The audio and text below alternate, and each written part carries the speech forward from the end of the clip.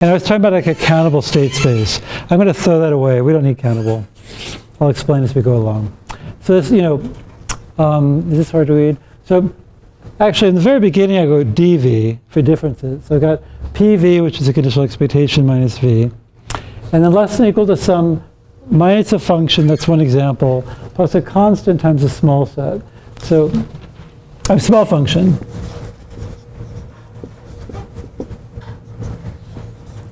So actually, S is called a small function, and U is called a small measure, or a small probability mass function. So if F equals 1, that's Foster's criterion.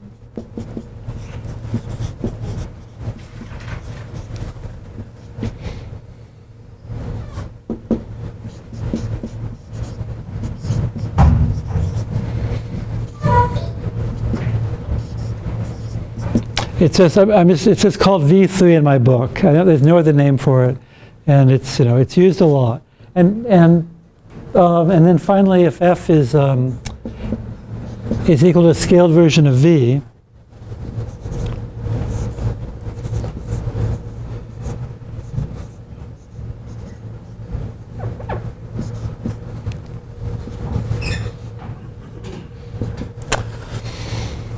okay. So this is what gives you the existence of a steady state. This is just the basic condition for stability. This gives you a bit more because you find that so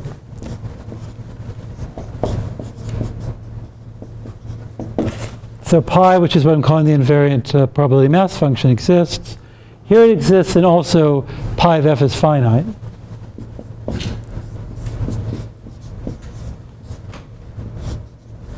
And this gives you a lot more. It gives you geometric ergodicity.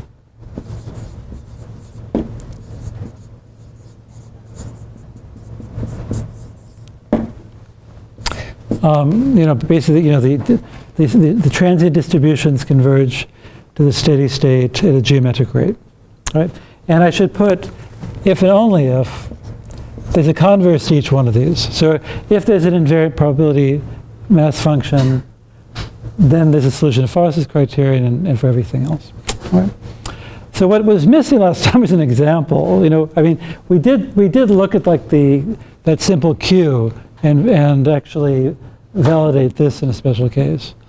But let's go back and just do this again and think about it a bit more. And let's generalize it a bit.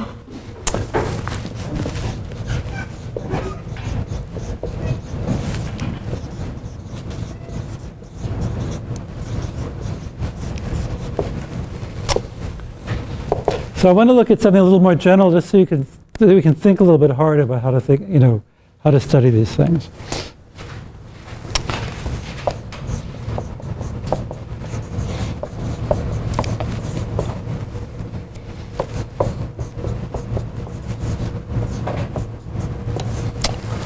Okay, so this is what's called a reflected random walk, where this delta process now, before I made it go up or down, let's make it general.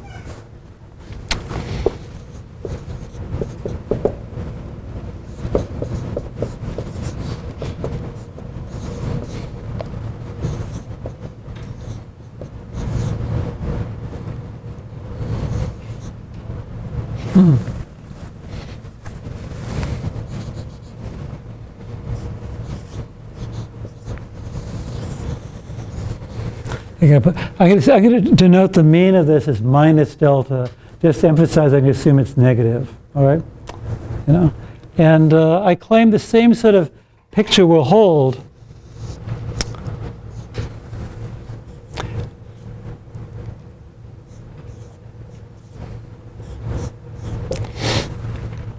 now. I'm going to assume a reasonable model. So before I said delta t was up 1 or down minus 1, maybe now we're going to allow it to be Gaussian with a negative mean or something like that. But I'm not going to let it take on the value 10 to the 10th with probability a half.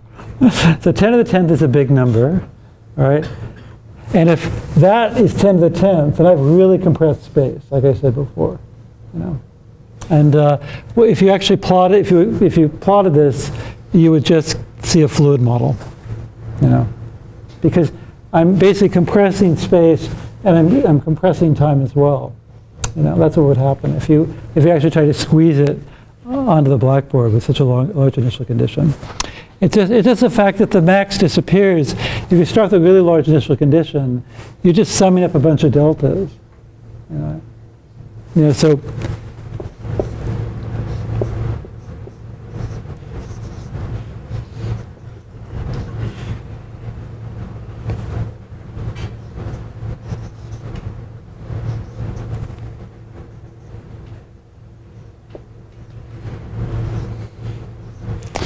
you take a T naught there, which is, somewhere in the middle here. That max isn't going to kick in. I'm really just summing things up. And so when you sum up n plus x0, which is 10 to the 10th, and you sum up a bunch of ID random variables, we know if we divide it by T naught that the law of large numbers would kick in. So this is approximately equal to minus T naught times the mean of this, which is minus delta.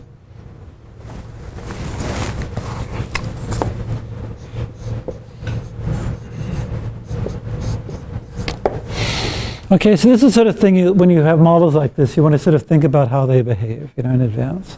And basically, the way it behaves is it bubbles down towards the origin and then bounces around the origin, provided, again, we have this mean is negative.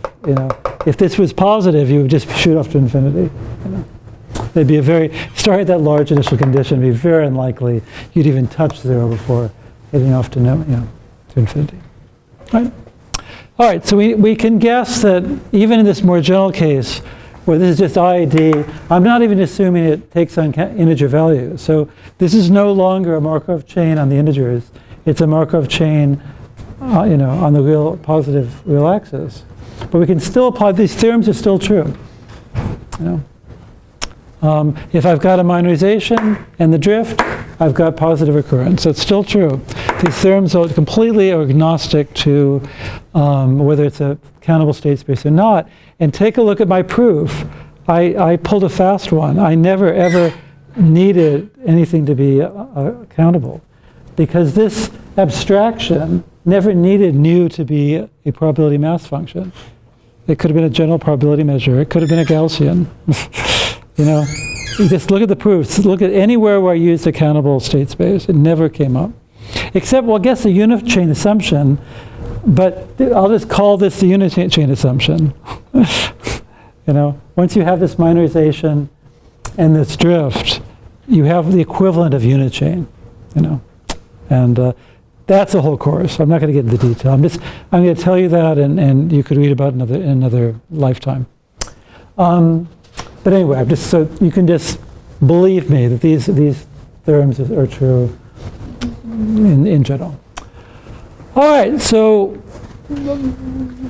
somebody tell me which V would I choose for Foster's criterion, given this structure?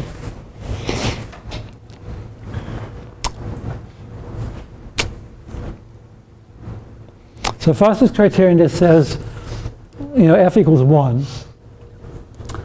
And forget 1, let's suppose maybe just an epsilon there. I think Foster might not have had 1, he might have put an epsilon. I just want to go downwards at a linear rate. What would I choose for V?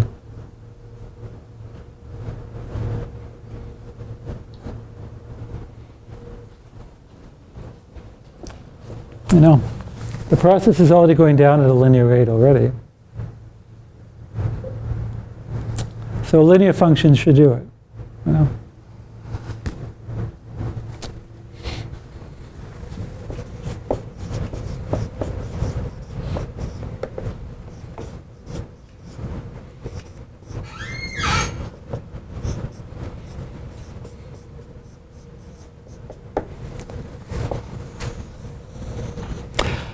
Okay, and so now, this is defined in the entire positive real axis, because that's my state space. It's not the integers anymore. The state space now, for this Markov chain, is the entire positive real line. Now that's not going to work, because my drift downwards is minus delta. It's not minus 1, so we'll have to scale things up. But let's just start off with this. Right?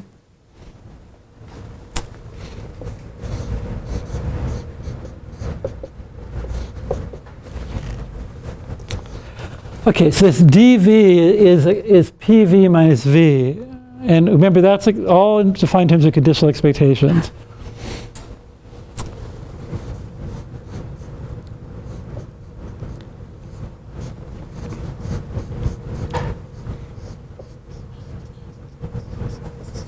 Okay, so I'd say the biggest reason for going through this example and through this today is I want to keep making you see this over and over again, you know, that that PV just means conditional expectation. So right there, that's the PV. You know, forget this minus V of xt. Obviously, that's just V of x. All right. Yeah. Okay. And then, you know, we go through and we just plug this in now. We're given xt equals x, and this is independent of xt, so we just substitute.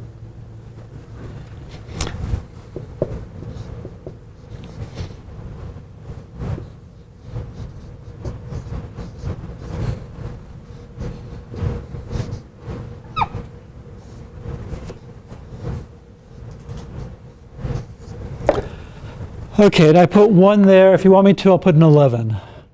It doesn't matter. It's IID, so I just stick in anything I want. Oh yeah, and V of x equals x, sorry.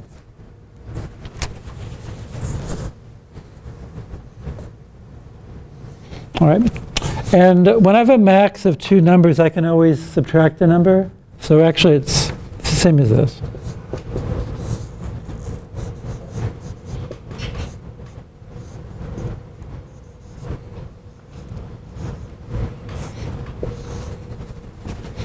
Yeah. So I've done is I've subtracted an x from there and I've subtracted an x from there, and so I get minus x and delta 28, just for the fun of it. All right. I don't know. Okay, cool. So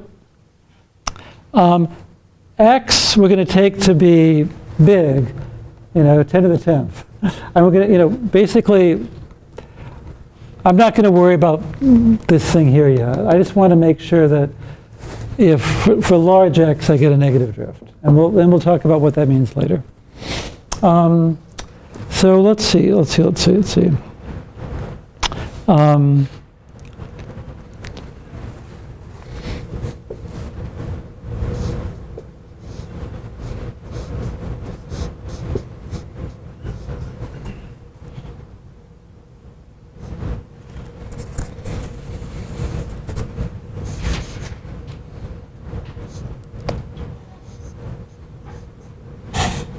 Wait, less than.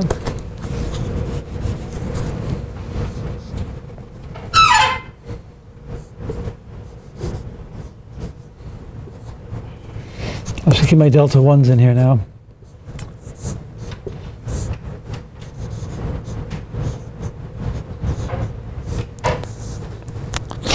All right, so let's just take this out just so we can see it more clearly, right? So I've got a maximum here.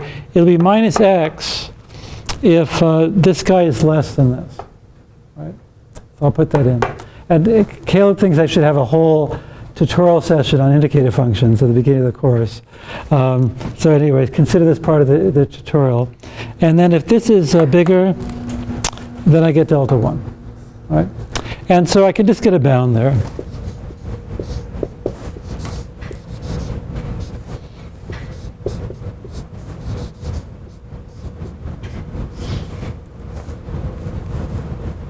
Okay. All right, and let's just call that minus delta of x.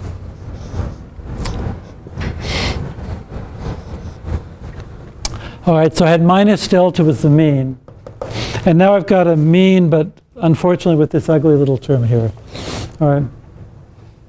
But, you know, take a look at it. I mean, this is a really likely event if x is getting to be 10 to the 10th, right? I mean, it would be much easier if we just assumed things were bounded. If I assume delta 1 was bounded, then eventually this would just be 1, and I'd be done with it. But in general, you know, as I let x go to infinity, this is going to converge to the mean. So if I plotted delta x,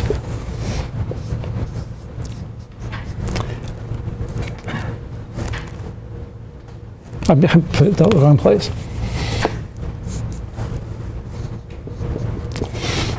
If I plotted minus this as a function of x, it would converge to delta, which is positive.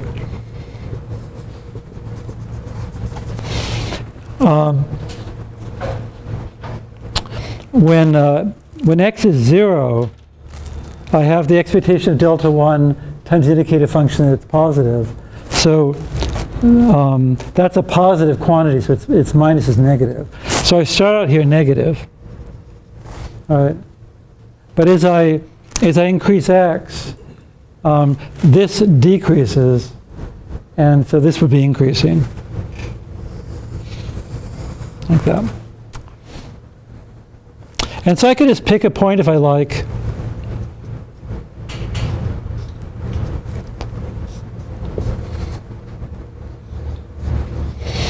If I take x large enough, say I'll call it x bar. If x is bigger than x bar, I'm going to get this delta of x to be bigger than delta over 2.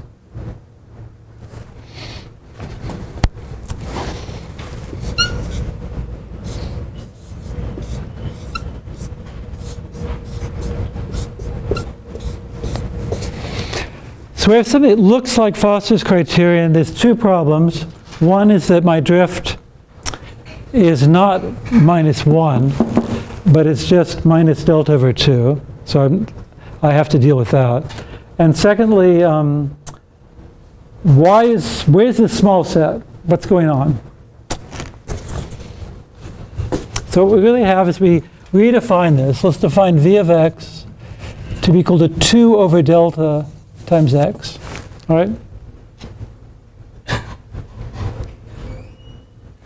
And I have PV of x then is less than or equal to minus 1 if x is greater or equal to x bar.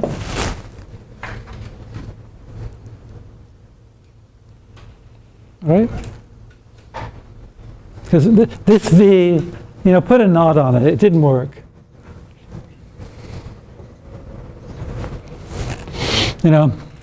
We tried this. We only got a drift of minus delta over 2.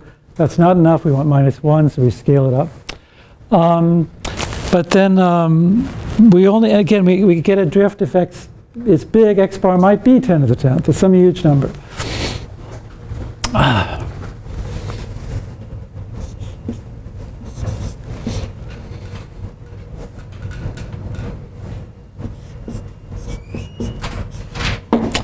And it's going to be less than something if I'm below the value x bar. So another way of writing this is PV is less than or equal to minus 1, or v minus 1. Oops, typo. That P should be a D, right?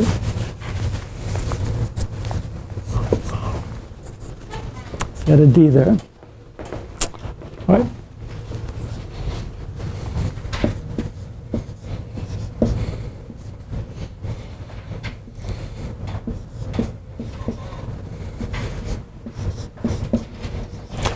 And let me change that to a B naught, because I want to have a different B over here.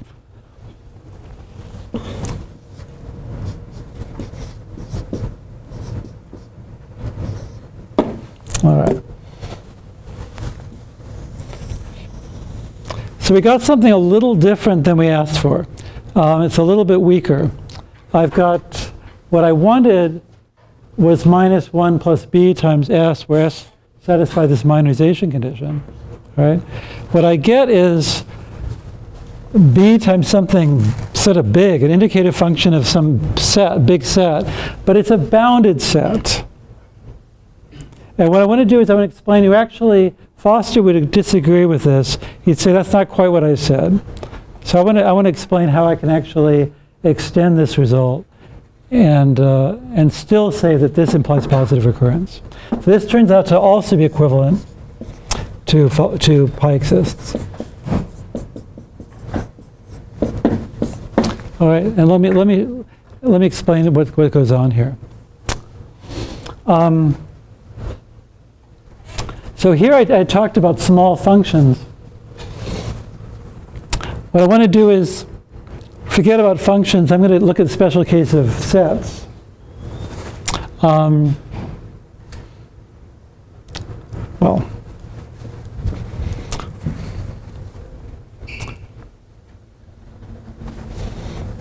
you'll bear with me.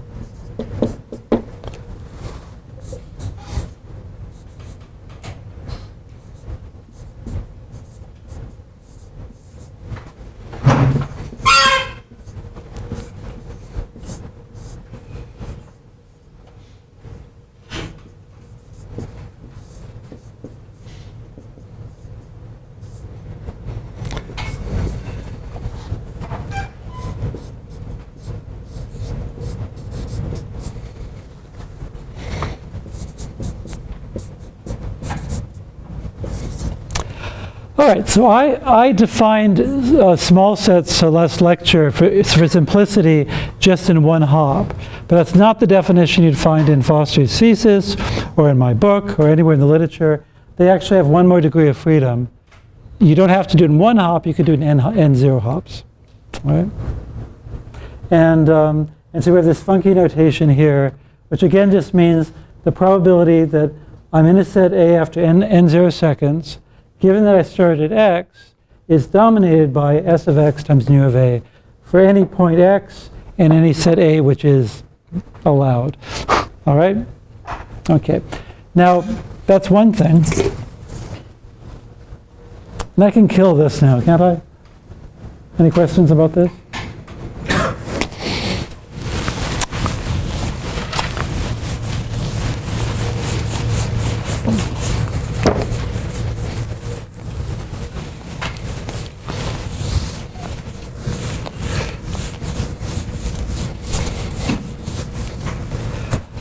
And so you might ask, Sean, that's cheating. But what you do is you say, who cares about P? I'm trying to show the existence of an invariant probability measure for the Markov chain. Instead of doing it for P, I just do it for P naught. You know, I just throw away the original Markov chain, and I consider the Markov chain sampled every n0 seconds. You know, and so it turns out that if Foster's criterion holds for P, it also holds for P to the n naught. Just multiply P to the n naught minus 1 times both sides. Okay, so you can show that, and so everything goes through. Now, what in this case, what would my S be?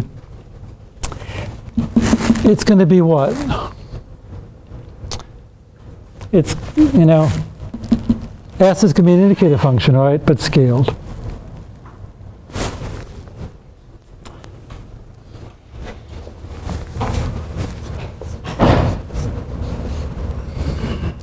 And so actually that shouldn't be a B because we'll need it. I had a B naught there. Call that B1.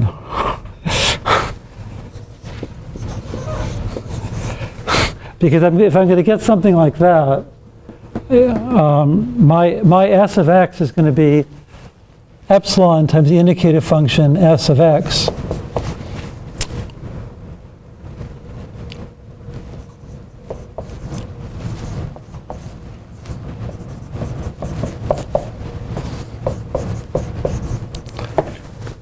So if I'm going to get a minorization like this, that in n0 seconds I get a minorization like that, the only possibility for, given what I've written down here, is to take this small function to be just a scaled version of the indicator function. Right? All right, let's do it. So let's figure out what epsilon is. All right, and what's new? What's new? No, it's not the drift. What's new? You'll see. It's related to the drift. What's new? I erased my picture here. remember I'm walking, and get hit to 0. I'm heading towards 0 and slamming into it. So what would you choose for nu? I'm bouncing into this wall, you know. Take it to be the wall.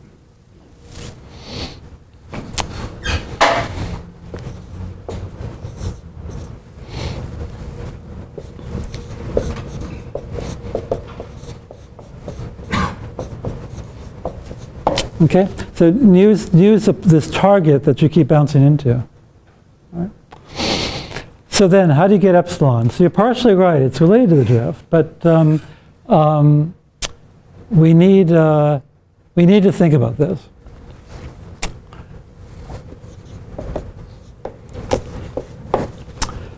So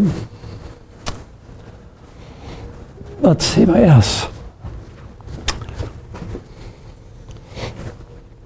I need to get a bound on hitting the origin I need two things.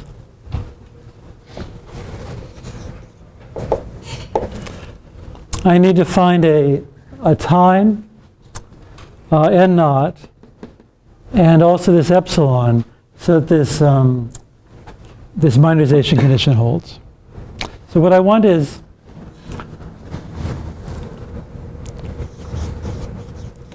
to answer these questions, I have to rewrite this goal.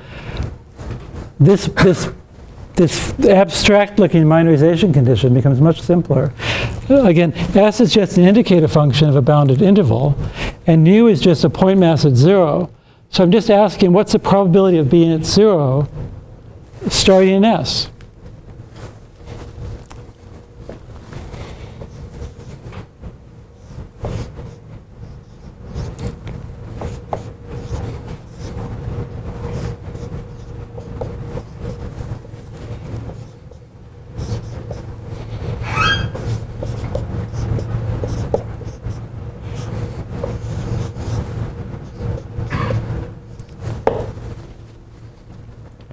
So this inequality, the probability in n0 seconds I go from x to 0, being greater or equal to epsilon for all x in this interval, that's equivalent to saying what I wrote down over there.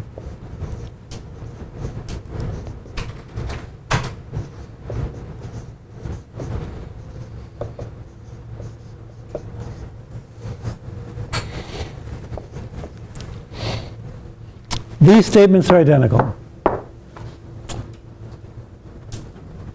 This is really cool notation to use for analysis, like we saw, but this is a thing that's much more concrete. We just want to see bound below the probability in 0 seconds, so we hit 0. All right. And this is the kind of thing you have to go through. So how do I bound that? Well, I can basically, I know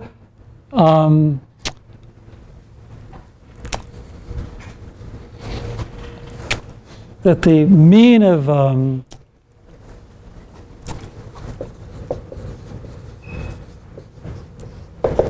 again, the mean of delta 1 equals minus delta less than 0. All right?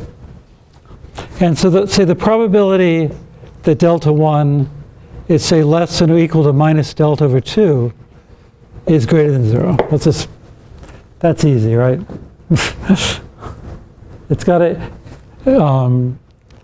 if it's that negative, it's got to at least sometimes get below minus delta over 2. I don't know. And then you just look at that. That could happen over and over and over again, and not times. All right?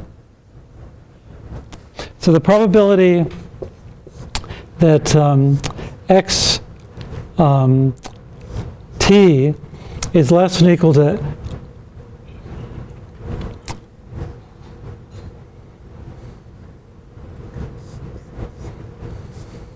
I'll put an n there, sorry.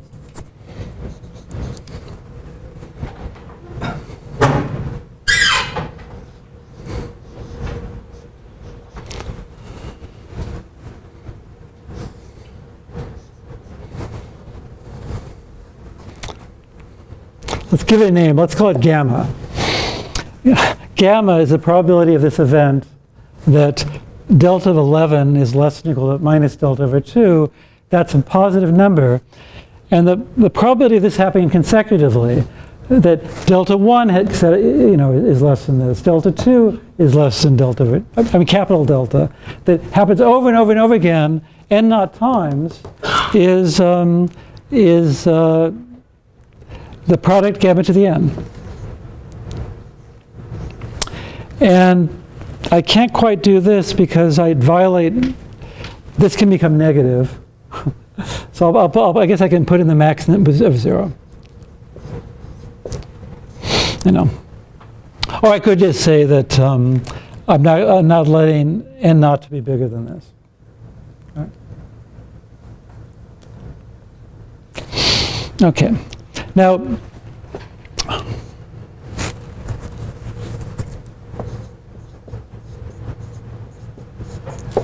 cool. So everybody tell me, what's x bar then? I mean, what am I going to choose n naught to be?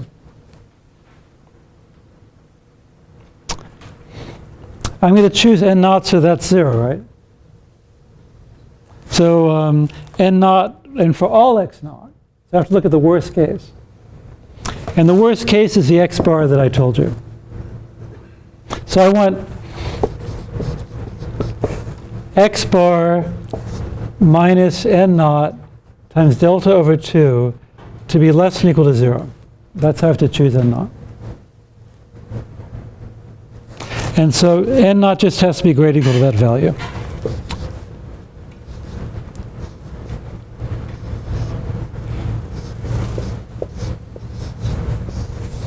So you fix anything like that, just take it to be, how about, I don't know, just fix n naught so it satisfies that condition. And then epsilon is equal to that. So you're right, it's a probability of a drift.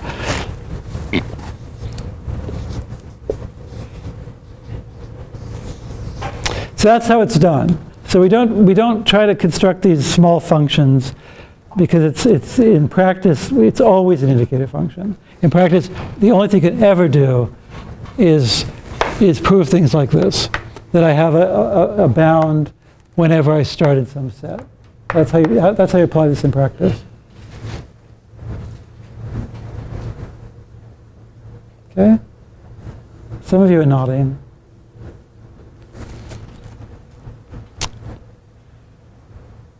Okay, I mean, maybe this is confusing. I mean, I'm looking at the probability of this happening over and over and over again. I get lucky every time. Stage 1, I get a drift of at least minus delta over 2. Stage 2, it happens. Stage 3, it happens. Stage 4, it happens. And so this thing, it just deterministically is shooting down at this rate. And so then that event has this it's bounded, is at least this probability, and so I get it.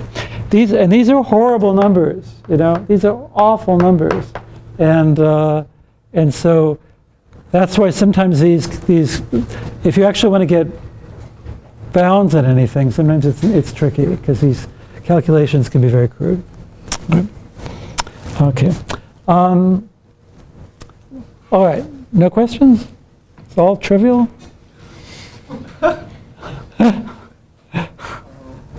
Was x bar given in the problem statement? No, x bar was my delta thing. You have to go, I can't put it up again. Remember I had a delta of x? Delta was given in the problem statement. So go back and look at your notes. I argue that this is delta of x. Yeah, and I just chose x bar to get delta over 2. Yep. Yeah. So it's kind of arbitrary choice. Yeah, it's fairly arbitrary. Yeah. Okay, so I can use and I can use some Markov inequality, a Chebyshev inequality, or something to get an explicit x bar. If I really wanted to, I could get a formula. No. All right. Because that's kind of like, that's really like what's affecting the performance here. There's no performance here. That's the thing. No. I mean, that. So when I come to this, I'd really have to worry about performance. I mean, in terms of like in not like how long you have to wait. Like, No, it's not clear here. I mean, basically, there's nothing quantitative in Foster's criterion. It just says, if this holds, then pi exists, and the size of the bounds, b could be 10 to the 10 to 10 to the 10 to the 10th, and my conclusion would be pi exists. It doesn't give you any more information than that, as I've written it. If we got deep into the theory, we'd see it does matter, but we're not going to get into that theory. It's too far. It's another course. It's another planet. But it is useful to think about this baby. It is useful because it reviews some important stuff we've done.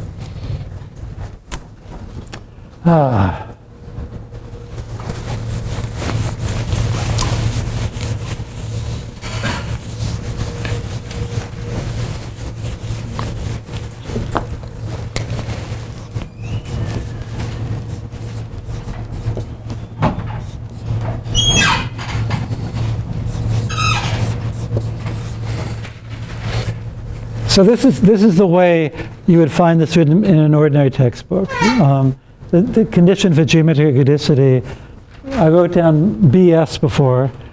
It's BS because it is BS. You never see that in a book. It was just very efficient to prove a theorem last lecture. The way to find a textbook is B indicate a function S, where where this minorization condition holds. And S is an indicator function, scaled indicator function.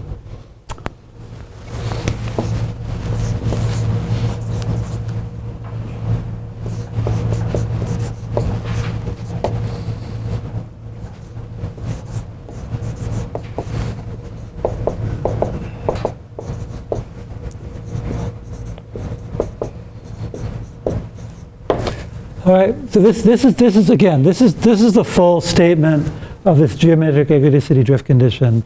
That's a standard way of writing it down. So